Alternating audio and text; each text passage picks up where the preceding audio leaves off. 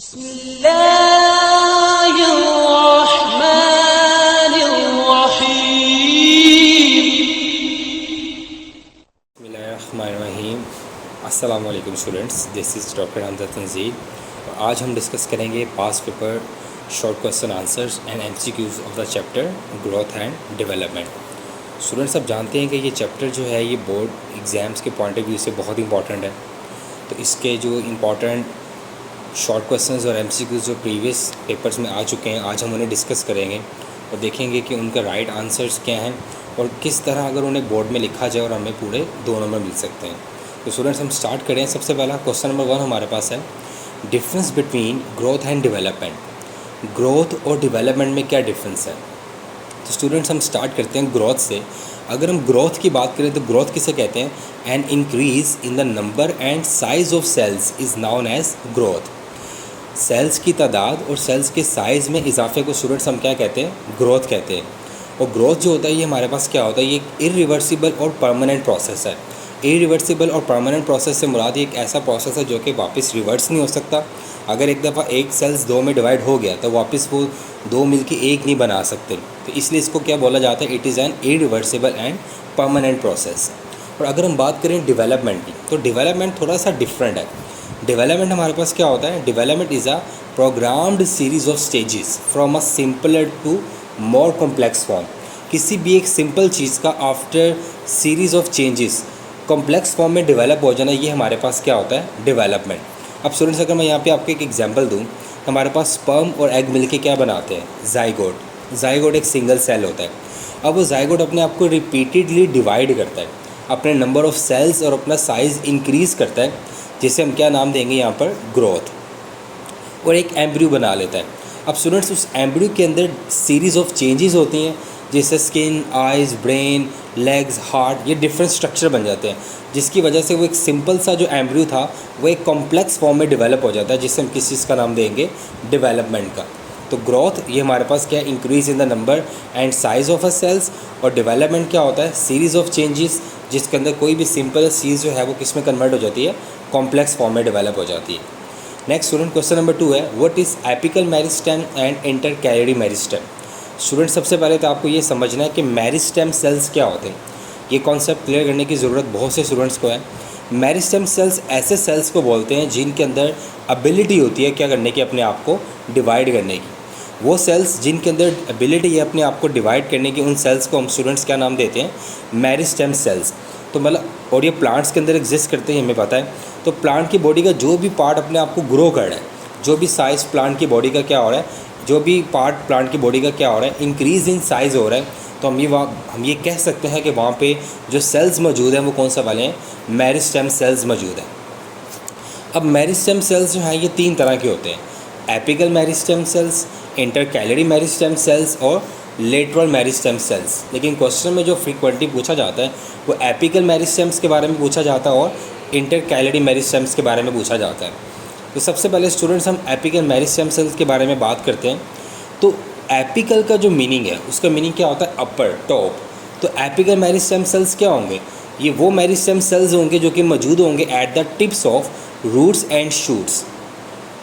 मतलब रूट्स और शूट्स की जो अपर टिप्स होती हैं वहाँ पे जो सेल्स मेरिस्टेम सेल्स मौजूद होंगे उन्हें हम किस चीज़ का नाम देंगे? Apical meristem cells.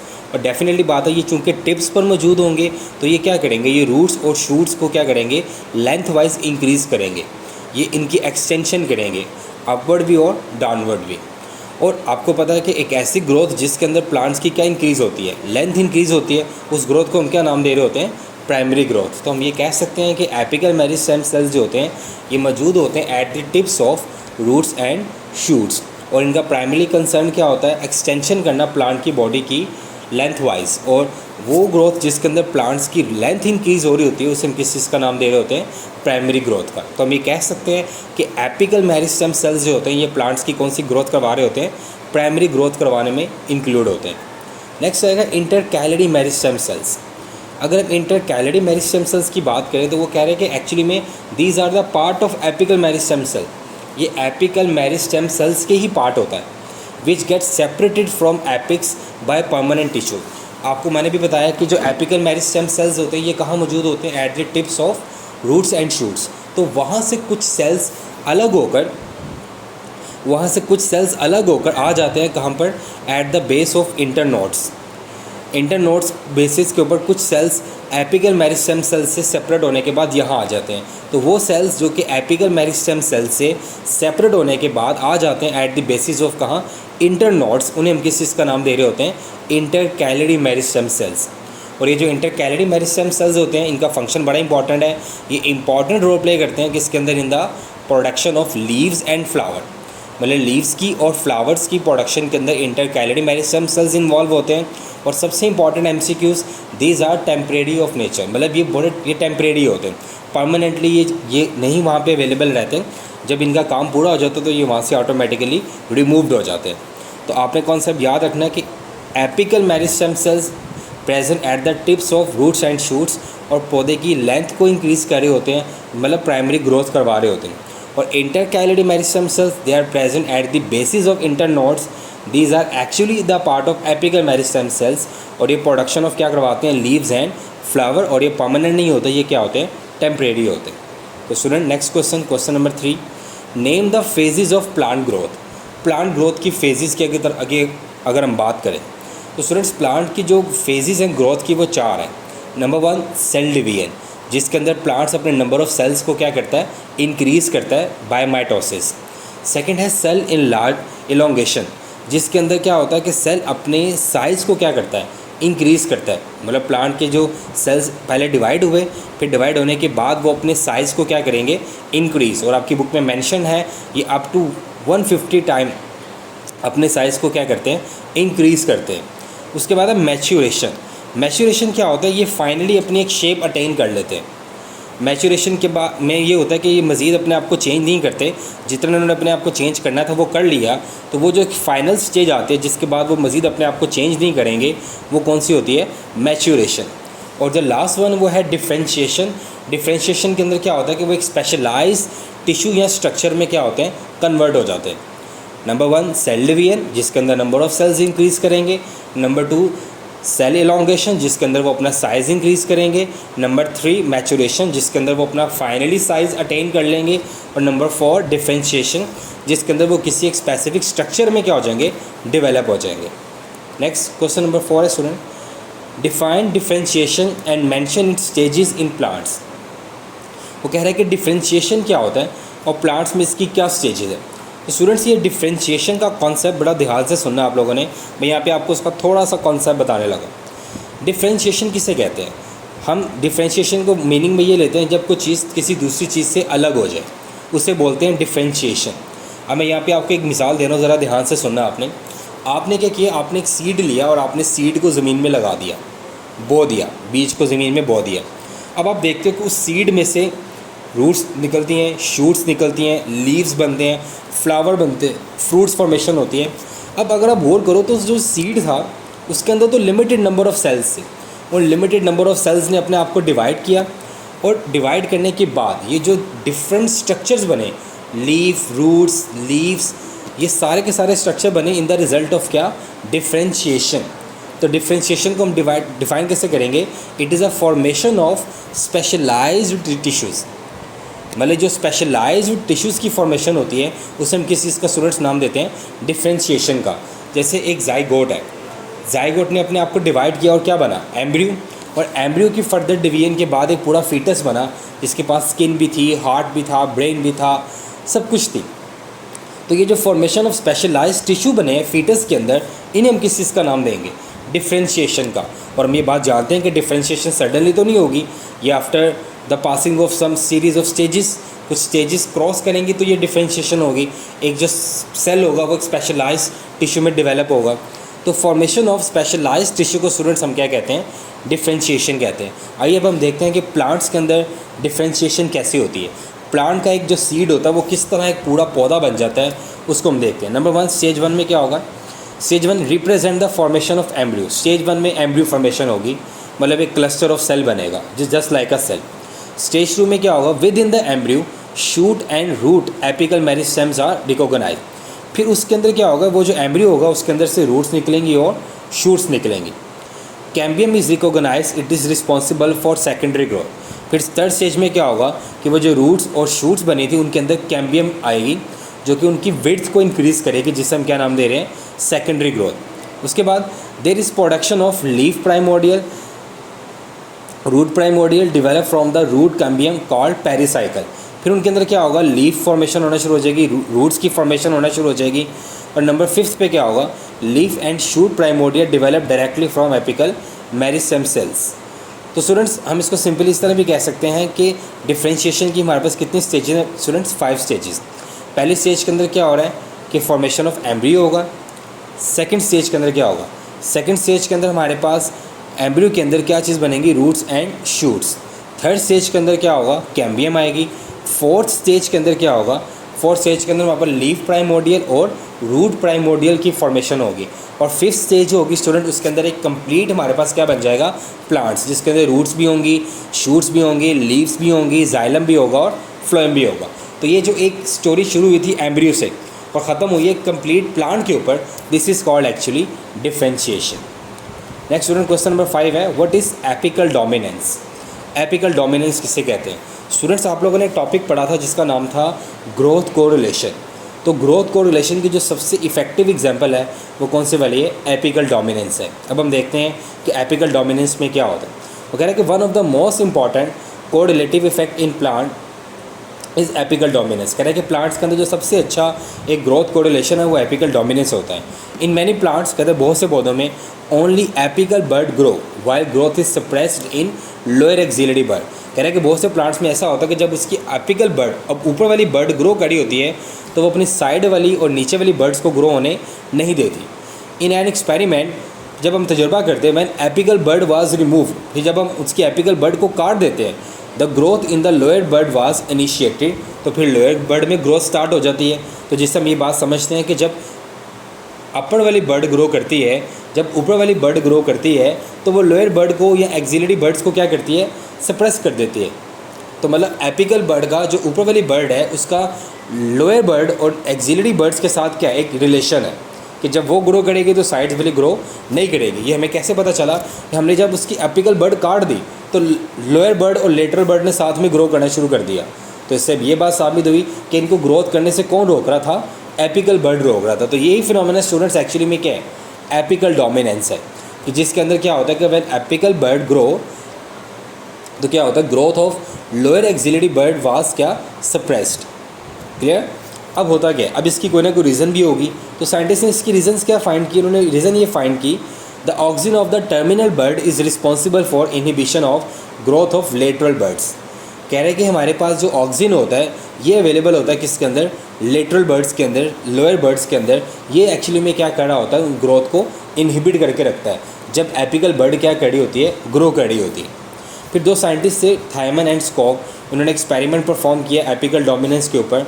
तो उन्होंने एपिकल डोमिनेंस को 2 फेजेस में डिवाइड कर दिया।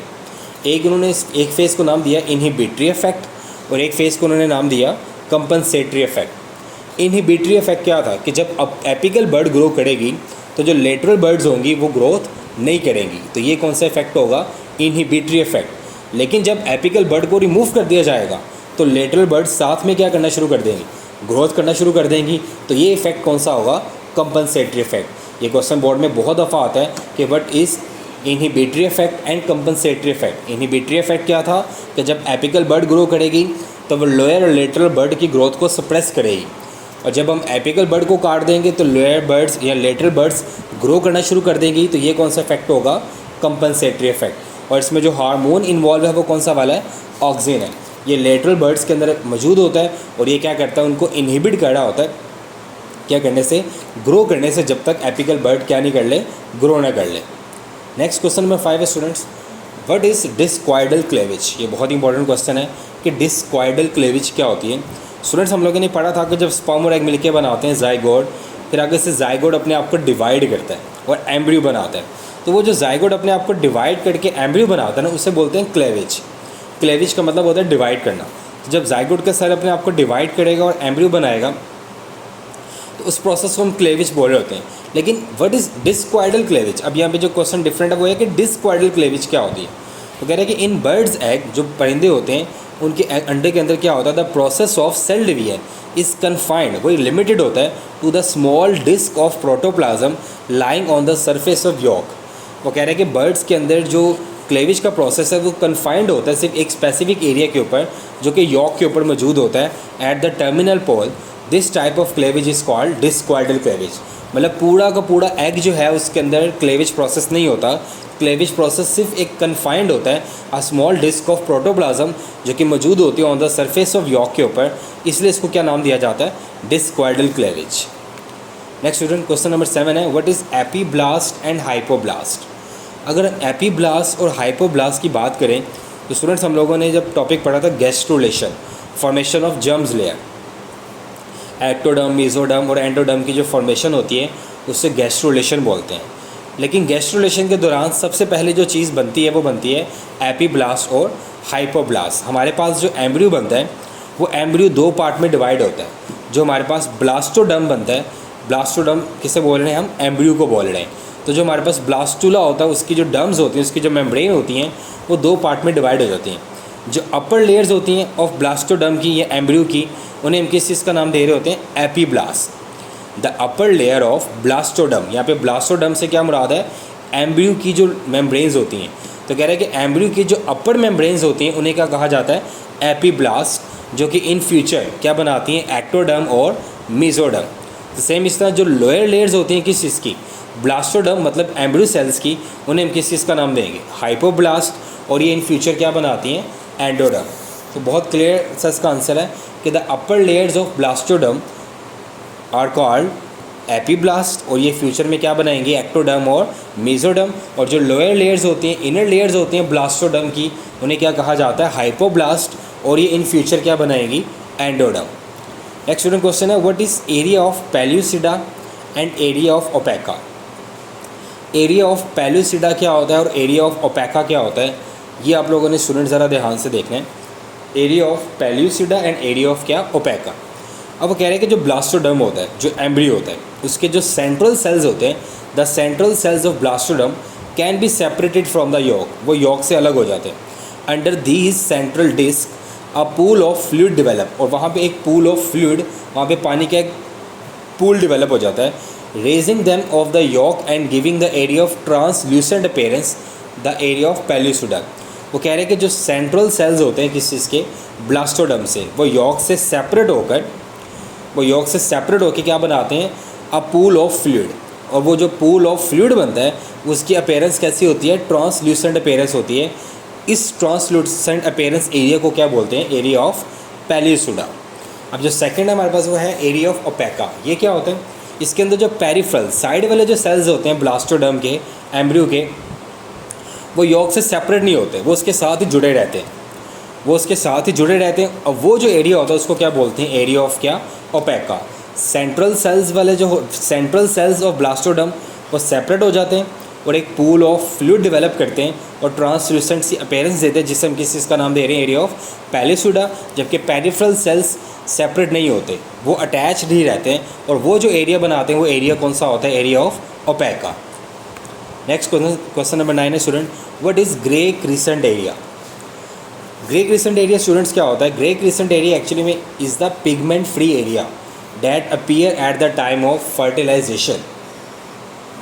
कह रहे हैं कि ग्रे क्रिसेंट एरिया कहाँ पे होता है, ये जाइगोट में होता है, और ये पिगमेंट फ्री एरिया होता है, मतलब ये कलरलेस होता है, इसका कोई कलर नहीं होता, और ये अपीयर होता है जब फर्टिलाइजेशन होती है, मतलब जब स्पर्म और एग आपस में मिलते हैं, फर्टिलाइज करते हैं और क्या बनाते हैं, जाइगोट। तो जाइगोट के अंदर एक पिगमेंट फ्री एरिया होता है जिसको क्या बोल रहे होते हैं, ग्रे क्रिसेंट एरिया।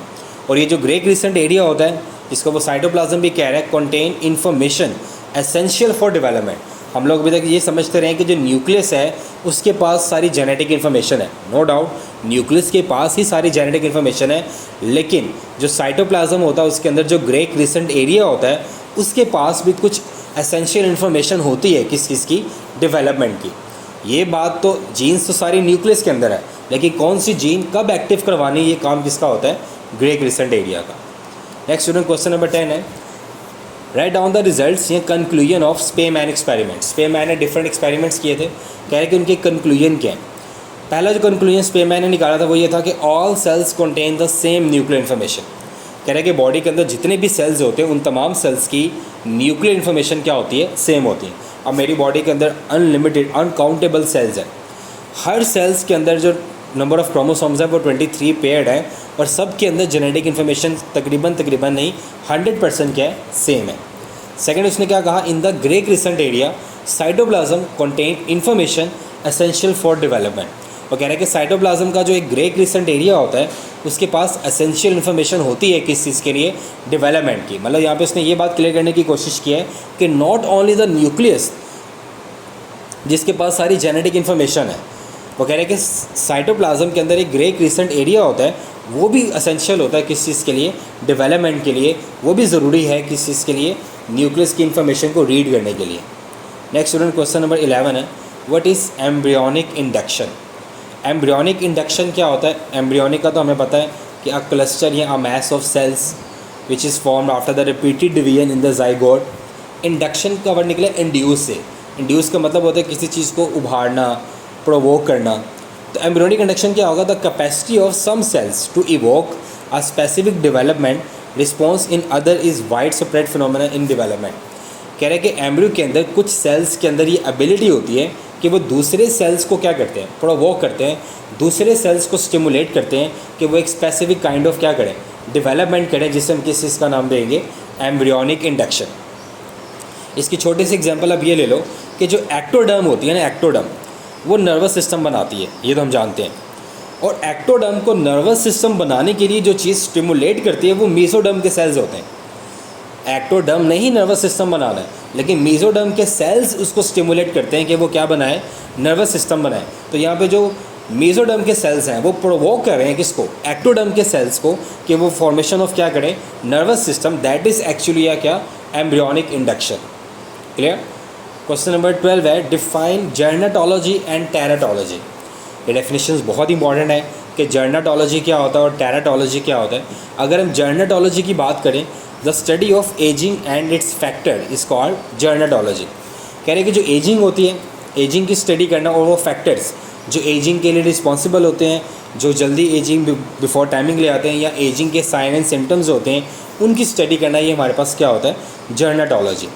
और टेराटोलॉजी क्या होता है, the study of abnormal development and it's causes. Abnormal development क्या होता है और उसकी कॉजेज़ क्या क्या हैं, इनकी स्टडी करना क्या होता है, टेराटोलॉजी।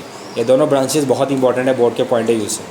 नेक्स्ट क्वेश्चन नंबर 13 है, व्हाट आर टेराटोजेन्स। ये अक्सर क्वेश्चन बच्चों को कंफ्यूज करता है कि ये सवाल कहाँ लिखा हुआ था।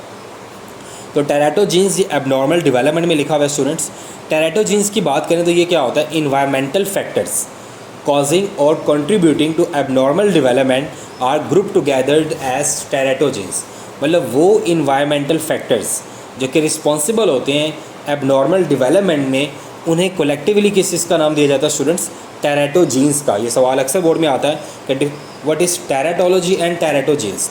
तो टेराटोलॉजी तो ब्रांच ऑफ बायोलॉजी है जिसके अंदर हम स्टडी करते हैं एबनॉर्मल डेवलपमेंट की, और टेराटोजीन्स ये वो इन्वायरमेंटल फैक्टर्स हैं जो कि कॉज करते हैं क्या, एबनॉर्मल डेवलपमेंट। यहाँ पे एक एग्जांपल दी हुई है, आयनाइजिंग रेडिएशन। ये भी एक इन्वायरमेंटल फैक्टर है जो कि एबनॉर्मल डेवलपमेंट करवाता है। तो इस तरह डिफरेंट फैक्टर्स इन्वायरमेंट के जो कि एबनॉर्मल डेवलपमेंट कॉज करते हैं, उन्हें क्या बोला जाता है, टेराटोजीन्स। स्टूडेंट्स नाउ हम स्टार्ट करते हैं इस चैप्टर के एमसीक्यूज़ को। पहला एमसीक्यूज़ है, the larval epidermis is formed from. कि जो लार्वल एपिडर्मिस है ये किससे बनता है, clear cytoplasm, yellow cytoplasm, grey vegetal cytoplasm या ग्रे इक्वेटोरियल साइटोप्लाज्म। तो स्टूडेंट्स हम जानते हैं जो क्लियर साइटोप्लाज्म होता है वो लार्वल एपिडर्मिस बनाता है। Second, in plant elongation of cells is favoured by. Plants के अंदर जो इलोंगेशन ऑफ सेल्स है इसे कौन सी लाइट फेवर करती है, infrared, red light, blue light या अल्ट्रा वायलेट लाइट। स्टूडेंट्स हम जानते हैं कि जो रेड लाइट होती है ये फेवर करती है किस चीज़ को, इलोंगेशन को। उसके बाद है, cleavage result in the formation of rounded closely packed mass of cell of blastomeres called, blastula, gastrula, morula या न्यूरोला। तो स्टूडेंट्स ये मरूला की डेफिनेशन है कि जो closely packed mass of cell बनता है ऑफ ब्लास्टूला को, उसको क्या बोलते हैं, मरूला। उसके बाद है, somites are formed and organised by ectoderm, mesoderm, endoderm या ब्लास्टोडर्म। तो स्टूडेंट्स जो मेसोडर्म होती है ये क्या करती है, सोमाइट्स को बनाती भी और उन्हें ऑर्गेनाइज्ड भी करती है। नेक्स्ट है, at the cephalic end of primitive streak closely packed cells from local thickening known as primitive gut, primitive ridges, Hensen node या स्फेनिक मेसोडर्म। तो स्टूडेंट्स हम जानते हैं कि जो हैंसन नोड होते हैं ये हमारे पास होते हैं closely packed cells at the cephalic end of primitive string. उसके बाद yellow cytoplasm of ascidian zygote give rises of muscles, gut, neural tube या लावल एपिडर्मिस। तो स्टूडेंट्स हम जानते हैं कि जो येलो साइटोप्लाज्म है ये हमारे पास क्या गिव राइज कर रहा था, मसल्स को। Optimum temperature for growth of plant is dash 30 to 40, 25 to 30, 10 to 20 या 20 to 40। स्टूडेंट्स हम जानते हैं कि जो ऑप्टिमम टेम्परेचर है प्लांट्स की ग्रोथ के लिए वो 25 to 30 डिग्री सेल्सियस है। उसके बाद which light enhance cell division and retards cell enlargement. कौन सी लाइट है जो कि हमारे पास सेल डिवीजन को तो इन्हेंस करेगी लेकिन रिटार्ड करेगी सेल्स की इनलार्जमेंट को। तो स्टूडेंट्स ऑप्शन है रेड, ग्रीन, ब्लू या वायलेट। तो हम जानते हैं कि जो ब्लू लाइट होती है ये इन्हेंस करती है सेल डिवीजन को लेकिन रिटार्ड करती है सेल्स इनलार्जमेंट को। उसके बाद है cambium is an example of. Cambium किसके एग्जाम्पल है, apical meristem, intercalary meristems, lateral meristems या एपिक्स। तो स्टूडेंट्स हम जानते हैं कि जो कैम्बियम होता है ये सेकेंडरी ग्रोथ करवा रही होती है और सेकेंडरी ग्रोथ के अंदर जो मेरिस्टेम सेल्स इन्वॉल्व होते हैं वो कौन से होते हैं, लेटरल मेरिस्टेम सेल्स इन्वॉल्व होते हैं। तो कैम्बियम किसकी एग्जाम्पल है, लेटरल मेरिस्टेम सेल्स की। Core cambium is an example of lateral meristems, apical meristems, intercalary meristems या बर्ड प्राइमोर्डिया। तो स्टूडेंट्स अगेन कि जो कोर कैम्बियम है ये भी एग्जाम्पल है किस चीज़ की, लेटरल मेरिस्टेम्स की।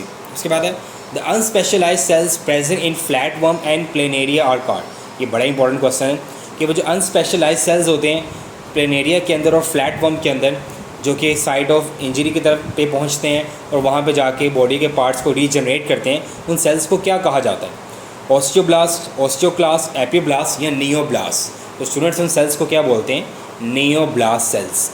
नेक्स्ट है the removal of apex release the lateral buds from the apical dominance it is called.